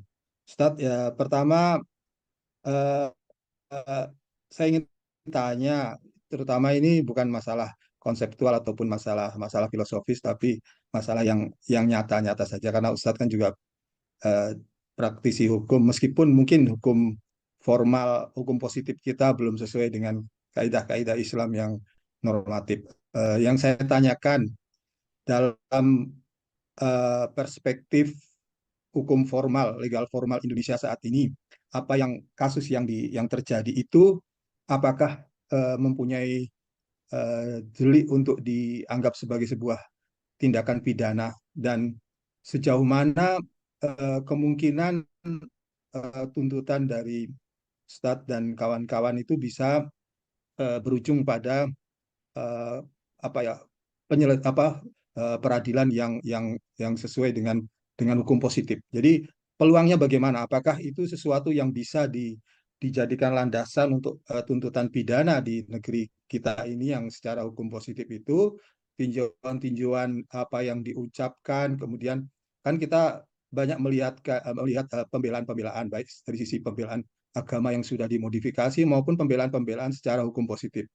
Sebagai pengacara yang berpraktek di lingkungan hukum positif Indonesia, bagaimana Ustadz memandang bahwa peluang ini menjadi sebuah pelajaran bagi politisi agar tidak main-main dengan persoalan agama ini, bagaimana? Jadi supaya kita bisa melihat peluangnya ada. Meskipun peluang itu kan juga tergantung dari kekuasaan penegakan hukum yang mungkin saat ini belum belum bisa kita lihat berlangsung objektif, masih banyak campur tangan. Meskipun hukum formalnya belum sesuai, apalagi ada campur tangan kekuasaan yang bisa bisa mempengaruhi perjalanan kasus hukum. Itu mungkin yang saya ingin tanggapan, tinjauan-tinjauan teknis penegakan hukumnya bagaimana. Terima kasih, Ustaz. Assalamualaikum warahmatullahi wabarakatuh. Waalaikumsalam warahmatullahi wabarakatuh. Oke, Ustadz, langsung saja ya. Nanti Ya, teman-teman yang ingin berkomentar silakan raise hand ya. Silakan. baik. Yuk, Pak Ustadz. Ya, matur suwun Mas Hanafi tadi untuk menjawab pertanyaan dari beliau. Ya, ada dua clue ya. Kenapa sih kasus seperti ini terjadi? Kenapa umat Islam itu kok seperti mengalami split personality? Jadi akidahnya Islam, tapi amalnya kok masih sebagian pakai Islam, sebagian pakai yang lain. Kalau urusan ibadah mahdoh, salat, zakat, puasa, bahkan sampai gelarnya haji, itu pakai Islam. Tapi begitu mengelola kebijakan, ekonomi, politik, hukum, kok tidak pernah menengok Islam gitu. Nengoknya teori-teori orang Barat, nengoknya kepentingan politik mereka seperti apa, nengoknya ini nanti kalau kaitannya ke elektabilitas bagaimana gitu. Nengoknya ini nanti kita akan bisa sampai kekuasaan atau tidak dan seterusnya. Gitu. Jadi saya ringkas ada dua sebab. Yang pertama sebab objektif atau kondisi objektif, yang kedua alasan subjektif. Kondisi objektif itu adalah inilah realitas sistem sekuler yang saya meminjam istilahnya Pak Mahfud MD, yaitu seperti sebuah lingkungan yang memang memaksa orang yang baik pun masuk dalam lingkungan itu, ya terpaksa menjadi buruk. Karena resource atau sumber dalam mengelola kekuasaan itu memang tidak seperti sumber kebenaran yang kita bahas tadi. Kalau dalam Islam kan kedaulatan di tangan syara. Halal haram, benar salah, baik buruk itu kan rujukannya dalil. Nah, kalau di dalam sistem sekuler itu kebenaran itu rujukannya rakyat, kedaulatan rakyat. Menang-menangan suara, banyak-banyakan yang angkat tangan. Paling yang kalah cuman bisa walk WO ya, walk out ya. Tapi tetap saja undang-undang itu diketok walaupun ada yang WO, yang penting memenuhi syarat quorum dalam sebuah proses legislasi. Dan di dalam proses legislasi itu benar-benar kedaulatan rakyat. Walau faktanya itu juga nggak ada kedaulatan rakyat dalam proses legislasi itu. Karena rakyat menolak undang-undang cipta kerja misalnya, tetap aja itu undang-undang itu jadi. Maka substansinya memang di dalam kondisi objektif hari ini yang berkuasa itu adalah kapital atau kedaulatan oligarki. Gitu. Maka ya sangat sedikit mungkin kalau bisa dikatakan nyaris sulit kita temukan orang-orang yang tetap bisa konsisten di dalam sistem yang secara objektif memang menjadikan parameter kebenaran atau salah tadi adalah sekulerisme. Sehingga mereka, orang-orang Islam yang soleh itu hanya bisa full yang menjalankan Islam yang benar itu di dalam ranah yang tidak diatur secara politik atau tidak di ruang publik, misalkan sholat tadi. Karena sholat dianggap ranah privat, nah itu pun masih saja sholat dilanggar tadi gitu loh. Karena konsekuensi publiknya tidak bisa dijalankan. Kan kalau dalam Islam orang melecehkan sholat ini Pak bisa murtad loh, itu bisa dihukum bunuh gitu, kecuali dia rujuk ilal hak. Nah, maksud kita kan orang ini kan rujuk ilal hak ya, kembali kepada kebenaran, tobat gitu. Karena kita ingin menyelamatkan juga gitu. Jadi itu ya sekarang kondisi objektif. Yang kedua kondisi subjektif. Subjektif itu terkait orangnya gitu loh. Karena meskipun sistem ini sekuler rusak seperti ini, tetap saja ada orang yang selalu membuat kebaikan, perbaikan gitu, bisa memilih dan menetapkan sesuai dengan apa yang telah ditentukan oleh Allah dan Rasul-Nya. Dan orang-orang yang secara subjektif itu ada ruh, ya, ada kesadaran bahwa dia itu hidup di dunia tidak selamanya, ada Allah yang mengawasi dia, semua perbuatannya harus terikat dengan dalil syara, maka dia akan terkontrol dalam setiap dimensi kehidupan, dia dalam setiap interaksi. Makanya ketika misalkan saya ngomong bla bla bla bla, sebanyak apapun itu tetap di benak saya itu mikir, ini sejalan nggak ya dengan syarat? Kalau enggak ya saya hindari. Kalau sejalan ya dengan syarat, meskipun ada potensi delik hukum, saya labrak karena kedaulatan yang tertinggi bagi seorang muslim itu ada kedaulatan syariat. Kadang-kadang kalau kita ngikutin kedaulatan hukum yang sekuler hari ini, syariat malah disalah-salahin. Nah, ketika ada pertentangan syariat atau sekulerisme, ya kita ambil syariat. Jadi dua alasan itu yang saya kira menjadi fenomena kenapa hari ini kok banyak split personality dan banyak tadi disrupsi atau bahkan erosi atau apapun lah istilahnya terhadap agama kita gitu. Bahkan menurut saya bukan seperti itu, udah hilang agama kita itu dari kehidupan sebenarnya. Hanya ada pada individu-individu. Tapi dalam konteks bernegara ya hanya ruang privat. Paling kalau kita diakui ya di pengadilan agama nikah, talak, cerai, nikah, talak, cerai. Nah, itu baru pengadilan agama. Tapi kalau sudah bisnis ya harus tunduk pada HIR ya, tunduk pada hukum perdata Belanda. Balik ke Pak Argo, sebelum saya buat laporan itu kita diskusi. Memang ya peluangnya kecil. Tapi yang kita baca bukan peluang apakah pelaku itu bisa diproses hukum atau tidak. Tapi yang menjadi motif dan tujuan utama adalah satu, kita punya kewajiban, maka kewajiban harus digugurkan. Nah, tadi meminjam istilahnya ini fardu kifayah. Paling enggak adalah sebagian kita yang mengambil langkah untuk menggugurkan kewajiban seluruh kaum muslim. Mungkin banyak yang pengen atau punya niat sama ya membuat laporan, tapi kan tidak semuanya sampai ke sana gitu. Jadi kenapa Bareskrim Mabes Polri di Polda Jogja nggak tahu? Dugaan saya di Jogja juga akan ditolak karena lokus deliktinya itu kan ada di Semarang dalam acara Munas Asosiasi Pedagang Pasar Seluruh Indonesia. Kalau dalam konteks HUHAM itu laporan ya di lokus delikti. Kalau Bareskrim karena wilayah kewenangan Bareskrim itu bisa seluruh Indonesia. Jadi kalau mau laporkan bisa di Polres Semarang, Polda Jawa Tengah, atau Bareskrim. Polda-polda yang lain mungkin hanya diterima sebagai Dumas, pengaduan masyarakat. Kalau Dumas itu ya saya anggap itu keranjang sampah aja. Seolah-olah udah diterima padahal dibuang di keranjang sampah itu untuk PHP aja bagi pelapor. Nah itu. Nah, apa pasalnya? Pasalnya tadi sudah sebutkan bisa penodaan agama 156 AKUHP karena melecehkan. Nah, itu bisa dengan merendahkan atau melecehkan, itu bisa dengan membuat guyonan. Karena guyonan dalam sholat itu tidak bisa, itu sama aja melecehkan. Dan sudah ada rujukannya dalam status hukum formal itu hasil istimewa Komisi Fatwa Majelis Ulama Indonesia tahun 2021 di mana di dalamnya itu juga mengatur tentang dawabit atau manat atau fakta tentang kriteria penodaan agama itu apa saja ya, merendahkan Allah, Rasul, kitab-kitab ya. Kemudian merendahkan ibadah mahdoh. Nah, di ibadah mahdoh itu yang pertama sholat disebut. Sholat, zakat, puasa, dan haji. Sholat. Artinya ketika merendahkan ibadah mahdoh sholat dengan cara membuat candaan, bacaan, dan gerakan. Bukan hanya bacaan ya, gerakan juga. Karena tahiyat itu ada bacaan, ada gerakannya itu direndahkan. Itu masuk kategori. Atau kalau dia menganggap itu bukan seperti itu, ya itu fenomena di masyarakat. Ini juga masuk kabar bohong yang menyebarkan keonaran pasal 14 ayat 1 dan 2 Undang-Undang Nomor 1 1946 ancaman 10 tahun. Kenapa?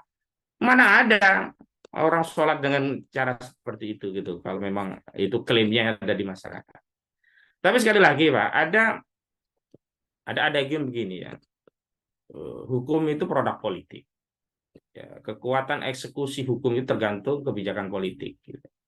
Kalau komando politik tidak mengendaki ya nggak jalan. Makanya saya kemarin buat tulisan apakah ini Zulhas dijagain polisi gitu. Karena untuk menjaga Zulhas gampang saja polisi menolak laporan itu dengan berbagai dalih yang ngulur-ngulur, dipingpong, ditaruh di Dumas, ya dia itu banyak. Sampai hari ini saya katakan yang di Barbariskim banyak yang berita-berita itu dilaporkan, nggak ada satupun nomor LP sampai hari ini. Sampai kemarin lah paling tidak, entah hari ini. Cuman balik lagi, kalau niat kita diantaranya tadi menggugurkan kewajiban, mencegah masyarakat agar tidak melakukan hal sama, insya Allah unsur ini terpenuhi. Karena saya yakin ini ramai di mana-mana, sehingga orang pun akan menjadi perhatian. Oh, jangan menganggap sholat itu sebagai hal yang biasa-biasa atau candaan gitu. Jadi target-target dakwah yang lain saya kira masih bisa terpenuhi, dan terutama target pembelajaran masyarakat lainnya bahwa itu suatu yang maksiat tidak boleh dilakukan, saya kira itu terpenuhi. Memang kalau target hukumnya saya pesimis, karena kita tahu ini kan tidak lepas dari proses politik itu. Saya membuat perbandingan itu dengan kasus Aulia Rahman. Di kasus Aulia Rahman itu kan cepat langsung ditangkap. Kenapa? Ya, tarikan politiknya beda. Kalau Aulia Rahman itu dianggap akan berpengaruh atau berdampak pada melorotnya elektabilitas Anies. Sementara kekuasaan hari ini kan membackup Prabowo Gibran. Makanya kasus Aulia Rahman di Lampung itu cepat diproses, langsung ditangkap yang menghina Nabi Muhammad itu. Nah, kalau Zulhas, ini bukan hanya faktor Zulhasnya, dampaknya bisa memeloroti elektabilitas Prabowo Gibran. Makanya di seluruh grup-grup WhatsApp itu yang bela Zulhas bukan orang-orang Partai Amanat Nasional saja, tapi seluruh koalisi yang mendukung Prabowo itu semua membela ini. Karena mereka sebenarnya tidak peduli pada agama, yang mereka peduli itu adalah elektabilitas. Khawatir Prabowo kalah gara-gara kasus Zulhas gitu. Ya biarkan saja hari ini kalau mereka membelain Prabowo, nanti di akhirat akan ditanya, apa pembelaan kalian terhadap agama Allah? Kalau saya mudah saja, saya nggak mau pusing-pusing, itu diterima monggo, nggak diterima terserah. Karena motifnya kita juga bukan itu, ya kita lebih kepada bagaimana menjaga akidah umat, terjaga agar tidak guyonan lagi dengan hal-hal seperti itu. Loh, ada loh guyonan itu walaupun nggak serius tetap sah. Selain masalah agama juga masalah pernikahan. Nah ini kalau yang sudah menikah juga hati-hati. Masalah talak itu nggak bisa guyon-guyon. Kalau sudah ngomong talak walaupun guyon masuk itu jatuh talak. Makanya ini harus tahu ilmunya. Jangan berguru kepada komika. Kalau berguru kepada komika semua dijadikan bahan candaan. Sampai tadi Nabi saja dibikin candaan yang nggak lucu. Saya mengutip istilahnya Ustaz Dwi Kuswantoro. Nggak lucu Nabi Muhammad kok di roasting itu. Kayak kurang kerjaan saja. Kalau mau ngerosting itu ngerosting pejabat hari ini yang gayanya ingin melayani rakyat, tapi kenyataannya melayani oligarki. Begitu jawaban saya. Saya kembalikan kepada moderator. Oke, terima kasih Tat. Luar biasa ini. Ya, apapun lah ya. Tapi ikhtiar harus terus jalan terus. Perjuangan politik ini ya harus diimbangi dengan perjuangan di menegakkan syariat ini ya memang harus diimbangi dengan gerakan politik. Tapi alhamdulillah lah kita bersyukur beberapa hari ini kita lihat publik kemudian bergerak ya secara masif gitu di banyak tempat, dari Jakarta, di Jogja, di Jawa Tengah, bahkan juga di beberapa wilayah yang lain. Ya tentu ini kita jadi harapan kita untuk sebuah objektivitas ya. Ya biarpun kita tahulah kondisi pasti tidak seideal yang kita harapkan. Dan catatan Mas Hanafi tadi juga menarik, kekuasaan akhirnya melupakan. Nah, wong Jawa kan bilang begini, kuasa ki gendong lali gitu ya. Kira-kira. Kekuasaan itu membuat orang menjadi lupa. Oke, ini ada Sulut ya yang akan berkomentar, silahkan dibuka unmute di ininya, mic-nya dibuka, kemudian juga kalau bisa sama kameranya juga boleh. Dan Pak Mas Sabar ya, juga silakan, dipersilakan 2 orang dulu ya, setelah itu nanti bisa dikomentar.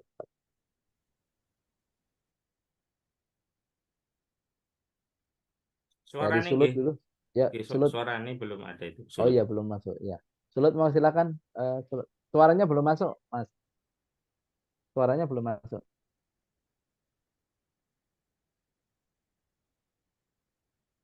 Suaranya belum masuk suaranya. Suaranya belum masuk. Kelihatannya ada masalah di ini ya, di earphone-nya mungkin. Oke, karena belum masuk suara, mungkin saya loncat dulu ke Pak Sabar ya. Silakan Pak Sabar. Supaya. Oke, terima kasih Mas. Ya, silakan. Mister, kurang tahu. Oke, Ustaz, apa Ustaz. Mas?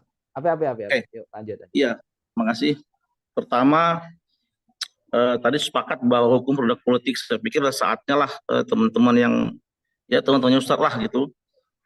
Ya hari ini kita mau nggak mau ya harus terjun politik sungguh-sungguh, nggak lagi hanya di pinggir-pinggir gitu. Saya termasuk orang yang pertama minta sama ketum kemarin tuh untuk melakukan respon atas Julhas dari Padang itu kita buat, dan alhamdulillah per hari ini sudah 100.000 lebih viewersnya itu pernyataan ketum itu, dan kita coba besarkan di Sumatera Barat. Nah, saya pikir isunya kita goreng ke ini, ke Alameda Ahok Jilid 2 aja, gorengannya seperti itu. Saya pikir dan terus kita lakukan terus, ini harus masif. Saya pikir nggak bisa dibiarkan. Saya sudah sampaikan ke teman-teman bahwa mungkin ini cara Allah untuk mengangkat elektabilitas Partai Umat ini. Saya pikir nggak ada kata lain, ini harus terus digulirkan. Jadi sinergi dengan apa yang dilakukan oleh kegiatan teman-teman advokat, saya pikir kalau bisa masif ini kita jalankan, karena ini bukan semata soal politik. Saya sepakat ini soalnya sudah pencemaran benar, dan itu nyata kok di 58, bahkan di 58 itu kan nyata tentang gerakan sholat kan yang diangkat. Nah, saya kemarin sampai pada ketum, alhamdulillah per hari itu lebih 100.000 viewernya, dan saya pikir ini terus kita harus kita gerakkan terus, nggak bisa kita diamkan gitu. Dan ini saya pikir selain fokus delikti, saya kira kita bisa perlu buat masif di Indonesia. Saya kira mungkin jilid 2, mungkin ini adalah Ahok Jilid 2. Saya pikir itu isunya yang harus kita lakukan. Nggak lagi bisa teman-teman silakan yang lawyer jalan, tapi gerakan masanya harus kuat. Yang kedua, saya pikir ini ya saya sudah lama lah bicara dengan teman-teman ya, saya dengan teman-teman yang di politik juga, mau tidak mau ini kan fakta bahwa kekuasaan itu emang cenderung seperti itu. Jadi kalau kita mau jujur nggak bisa juga kita salahkan, karena sejarah kelam kita juga ada gitu ya. Penyimpangan kekuasaan itu, misalnya saya tadi tuliskan di chat tadi itu, sahabat Rasul Muawiyah saja mengangkat anaknya, itu udah fakta bahwa beliau tinggalkan surah kan, dan itu sesuatu yang jarang kita angkat. Kemudian kita juga jarang juga kita mengatakan bahwa penyimpangan itu banyak terjadi, kita hanya kadang-kadang kan tutup mata. Nah, saya pikir memang hari ini transformasi itu yang harus kita lakukan. Misalnya nilai syariat itu dalam konteks, katakan konteks tanda kutip demokrasi yang kita pahami ini, yang harus bernilai. Saya pikir di situ intinya. Mohon maaf ini saya agak baru pulang dari Padang ke Semarang, ada nikahan ponakan adik ipar soalnya. Oke Mas, itu aja Mas. Terima kasih banyak. Assalamualaikum. Waalaikumsalam warahmatullahi wabarakatuh. Yang kedua tadi Pak Nur Sulaiman tadi mau komentar nggak? Jadi nggak Pak Nur? Kalau tidak ke Pak Gambino. Silakan Pak Nur. Halo Pak Nur. Ya, kalau Alhamdulillah bisa. Alhamdulillah.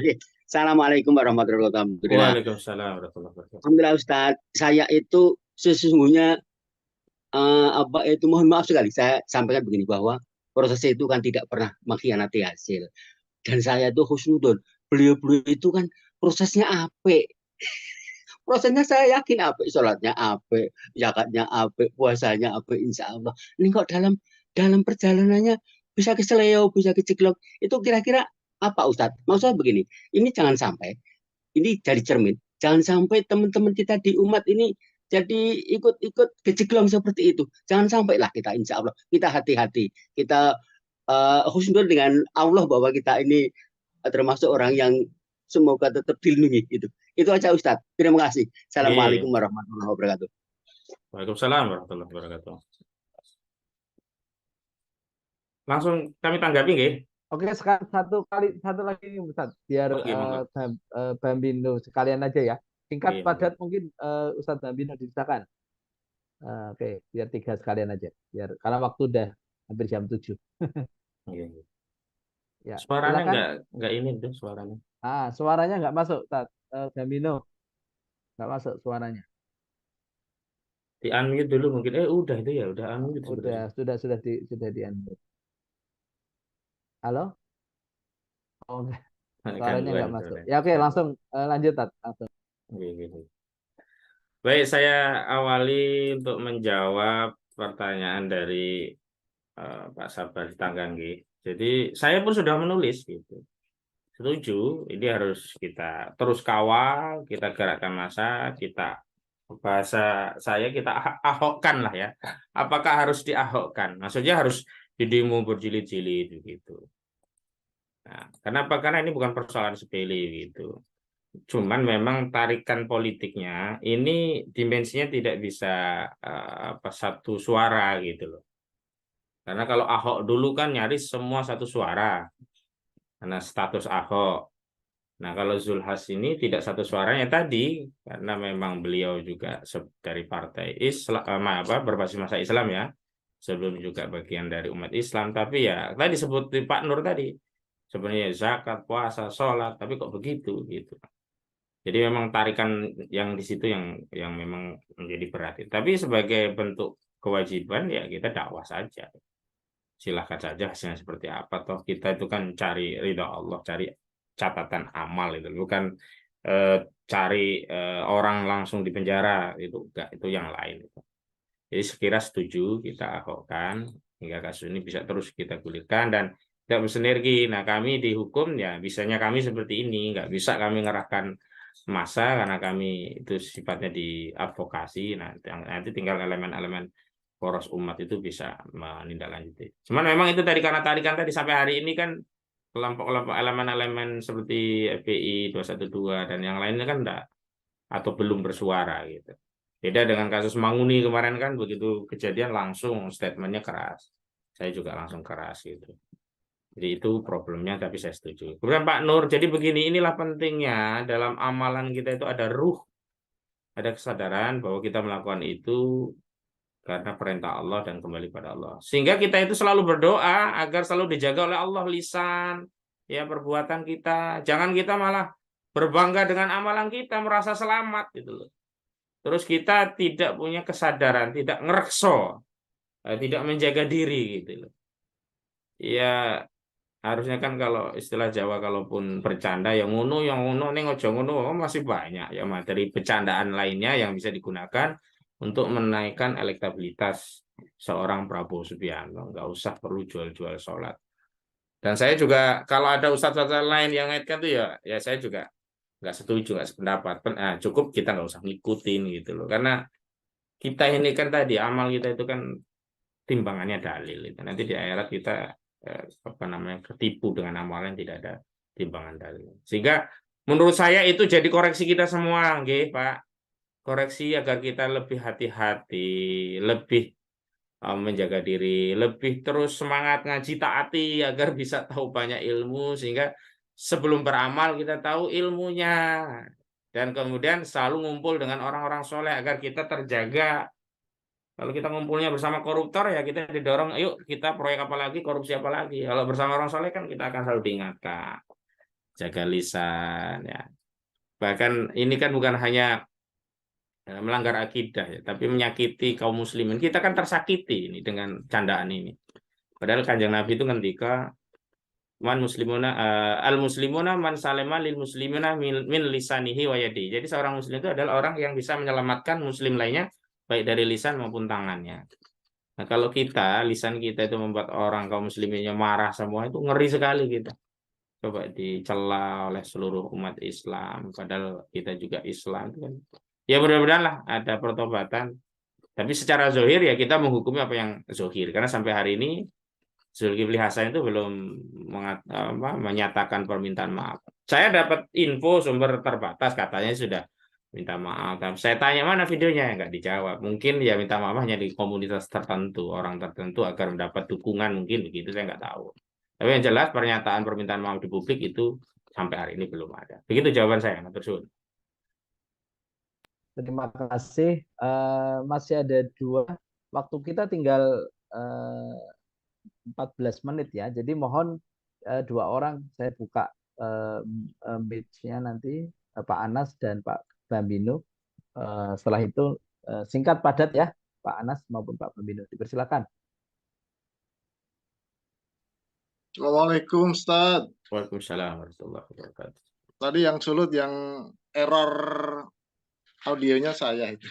Oh, nggih. Oh, soalnya mau Jogja nganggo sulut sampean. Yang pertama Ustadz Dwi dan Ustadz Fazinuddin. Oke. konfirmasi aja bahwa pemilu 14 Februari itu kemenangan tetap di pihak sekuler dan kekalahan ada di pihak kita kaum muslimin. Yang kedua, bahwa ini semua adalah PR kita semuanya berkaitan dengan bagaimana membangun kesadaran tentang penegakan syariat. Event itu di Partai Umat sendiri yang kita mengusung itu pun rasanya sebagian besar dari pengurus, anggota, dan simpatisan ini belum mempunyai cukup kesadaran mengenai apa itu penegakan syariat. Terbukti bahwa taati yang menjadi ajang untuk penggemblengan pendalaman materi-materi bagaimana syariat itu yang sebenarnya yang mesti diterapkan dalam bernegara, dalam berpolitik, itu pun sangat minim kepeduliannya. Hanya kurang dari 40 orang yang hadir hari ini. Nah, ini barangkali sifatnya apa yang saya sampaikan adalah sebatas ajakan untuk sekali lagi kita nggak cukup hanya kampanye-kampanye menyuarakan partai kita sendiri, tetapi ujung-ujungnya kita lalai dengan bagaimana membangun kesadaran untuk penegakan syariat itu sendiri. Barangkali itu Ustadz, mohon dipertegas sekali lagi bahwa pentingnya kesadaran para pengurus untuk tujuan utama dari partai ini adalah memenangkan umat melalui jalur politik, tentunya agar kita bisa menegakkan syariat Islam, berpolitik yang sesuai dengan syariat itu seperti apa, meskipun masih dalam gelombang dan riak dan debunya sekulerisme. Terima kasih Ustaz. Assalamualaikum warahmatullahi wabarakatuh. Waalaikumsalam warahmatullahi wabarakatuh. Silakan Ustadz Bambino, dipersilakan. Silakan dibuka unmute. Ya, silakan. Halo, ya. Wah, suaranya kelihatannya belum masuk. Oke, seperti tadi masih terkendala Oke, suara. ya, masih bermasalah.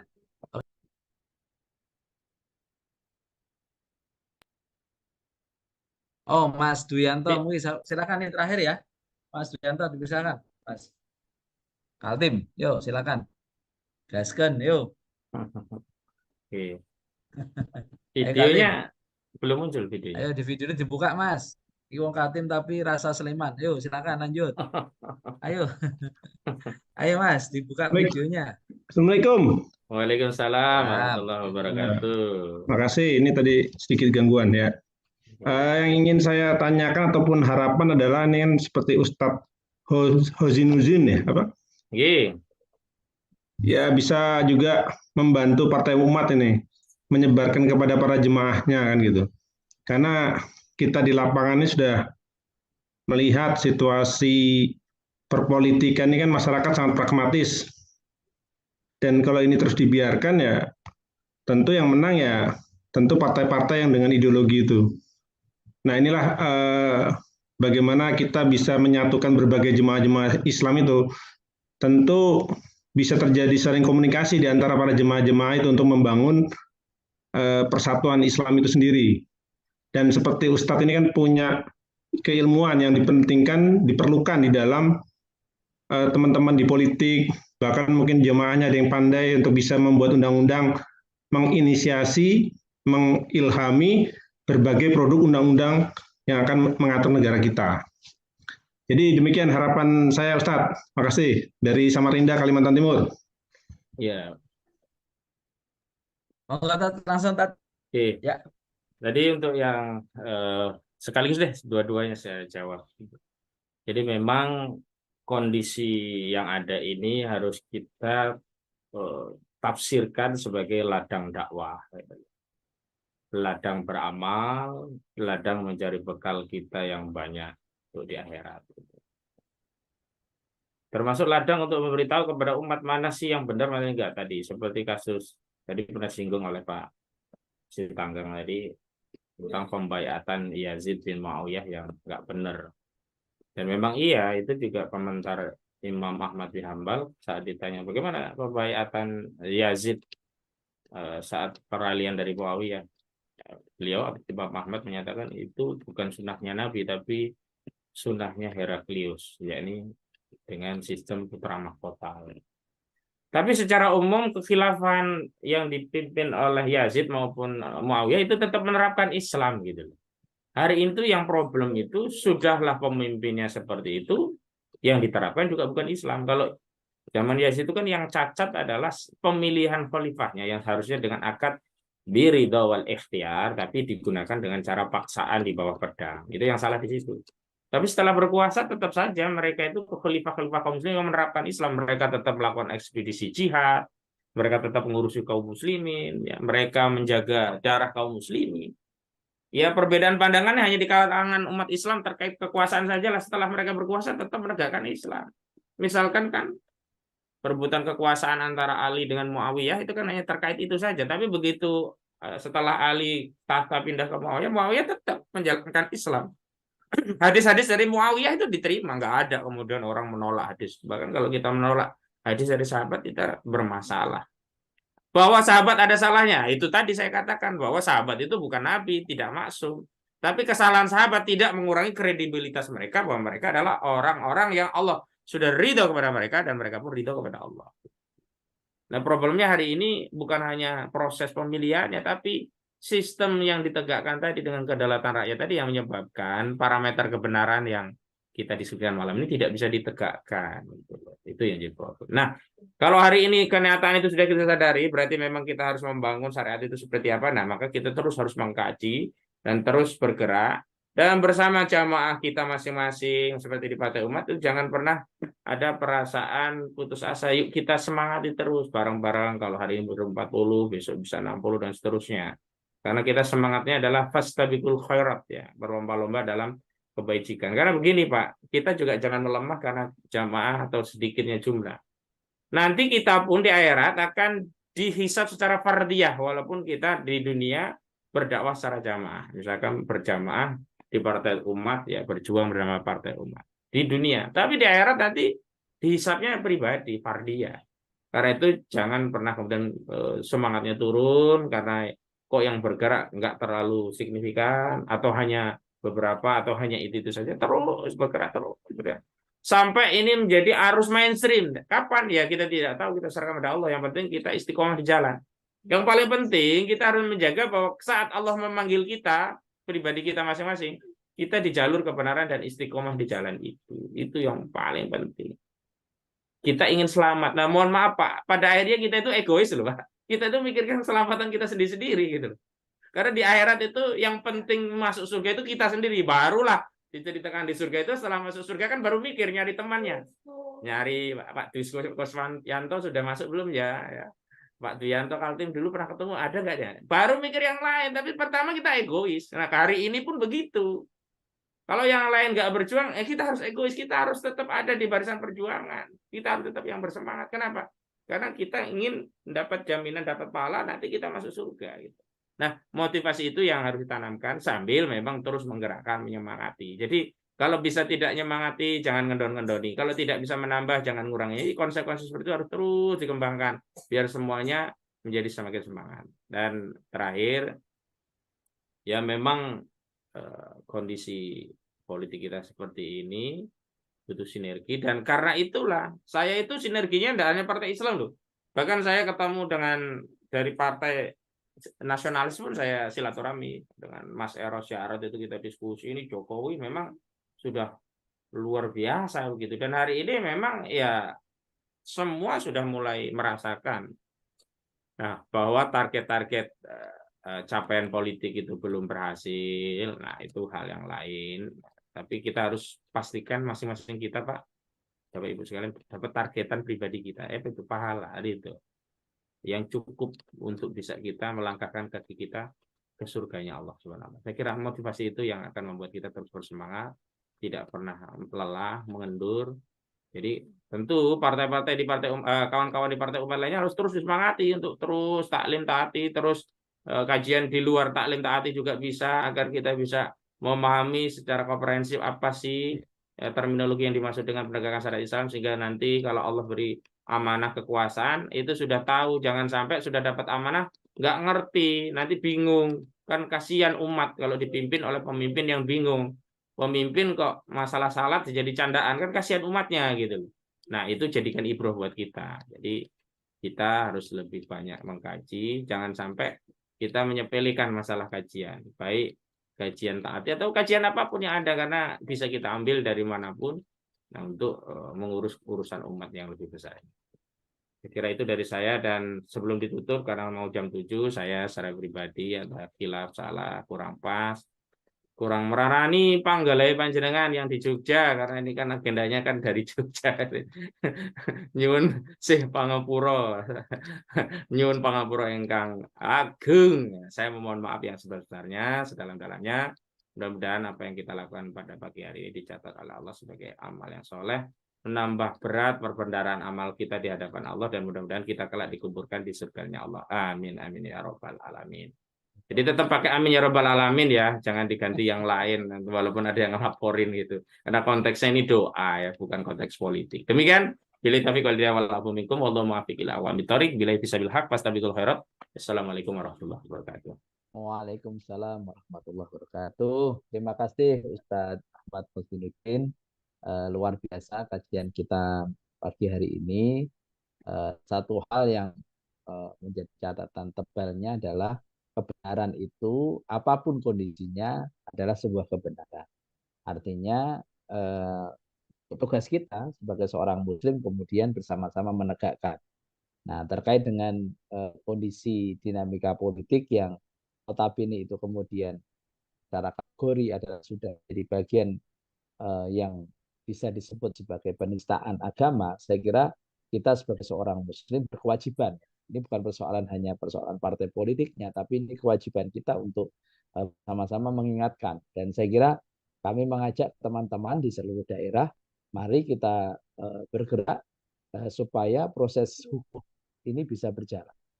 Kenapa kita penting proses hukum? Proses hukum bukan persoalan siapa orangnya, tetapi adalah ketetapan bahwasanya yang bersangkutan itu secara duniawinya diselesaikan. Tadi sebagaimana Ustadz Husnuddin menyampaikan terkait hukum rajam. Jadi ya diselesaikan hukum rajamnya, biar di akhirat kemudian nanti beliau tidak dihisap. Saya kira ini kewajiban kita bersama. Jadi tidak ada salahnya teman-teman bersama elemen yang lain itu ikut turun untuk menyerukan ini gitu, supaya ini diproses secara hukum ya. Persoalan hukum positif kita di Indonesia masih bisa dilipat sana lipat sini, itu urusan yang lain lah, tetapi kewajiban kita sebagai seorang muslim ini harus kita tunaikan, supaya ketika kita nanti ditanya oleh Allah, kita tidak bingung menjawabnya. Apa yang sudah kamu lakukan ketika ada kebenaran? Diam saja tidak, berdoa saja tidak, gitu kan? Apalagi kemudian bergerak, apalagi itu sudah berarti kita diam saja sebagai selemah-lemah iman kita tidak melakukan, apalagi bergerak. Nah, saya kira teman-teman, ayo mulai hari ini dipikirkan di semua elemen partai umat, di semua elemen keumatan yang lain, misalkan berkolaborasi untuk bisa bergerak bersama-sama. Ayo kita serukan sebagai seruhan kepada sesama muslim kita, mengingatkan ini untuk bisa masuk ke proses hukum gitu, supaya yang bersangkutan kemudian diadili secara hukum, dan kalau kemudian tidak nyata tidak bersalah ya sudah selesai. Karena proses hukum itu harus kita lakukan. Terima kasih Ustadz Ahmad Husnuddin yang telah membersamai kita kajian taati pagi hari ini, luar biasa. Jam 7:01 ini alhamdulillah kita bersyukur mendapatkan pencerahan baik secara landasan teologis, syar'i, maupun juga landasan-landasan hukum yang saya kira hari ini sangat penting sekali. Dan jangan lupa besok Ahad pagi minggu depan kita hadir lagi taati. Taati ini bukannya Jogja, Tat. Ini artinya kalau Mas Hanafi karena di Jogja ya, kami karena kebetulan di Jogja. Tapi ini adalah kajian Partai Umat se-Indonesia. Jadi kalau di Jogja ada kajian namanya Rabu Malam khusus untuk yang inisiasi Jogja, tapi pesertanya juga dari lintas wilayah ya, karena kita sudah pakai teknologi semuanya bisa masuk gitu. Oke, terima kasih teman-teman semua, sahabat umat yang hadir pada pagi hari ini. Jangan lupa besok Ahad untuk hadir lagi dan mengajak 2 orang, 3 orang temannya supaya taati kita semakin apa ya? Kalau rame itu kan jadi senang juga ya. Kalau rame bukan hanya sepi gitu, tapi insya Allah kita akan jadi lebih semangat. Saya kira ngaji itu ya butuh proses, tidak apa-apa. Sedikit juga berkualitas, banyak juga lebih berkualitas. Saya kira oke, semuanya bisa baik-baik saja. Terima kasih. Mari kita akhiri dengan bacaan hamdalah.